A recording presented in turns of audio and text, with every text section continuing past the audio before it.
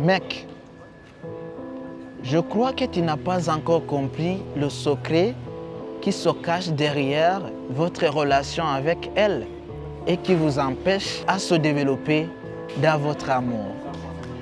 Tu sais, le problème n'est pas toi et n'est pas même elle, mais le problème c'est cette ignorance, c'est cette non-compréhension qui vous caractérise dans votre amour.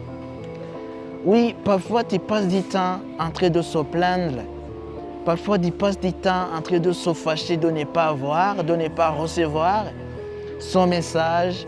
Parfois tu te plains de ne pas recevoir son appel et son attention. Mais tu oublies rapidement qu'elle ne te contacte pas pour contribuer dans votre amour, mais plutôt elle te contacte pour se compléter lui-même. Souviens-toi, lorsqu'elle t'appelle, c'est pour te demander des fonds dotés pour éclairer son image.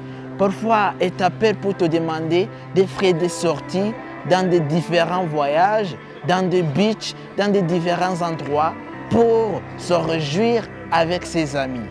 Parfois, elle t'appelle pour te demander des mèches pour décorer ses cheveux. Alors, tu peux te poser une simple question.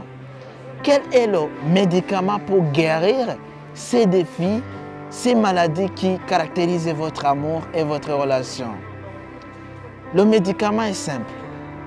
Tu sais, je te prie d'abord de savoir que l'amour, c'est une relation qui se complète mutuellement.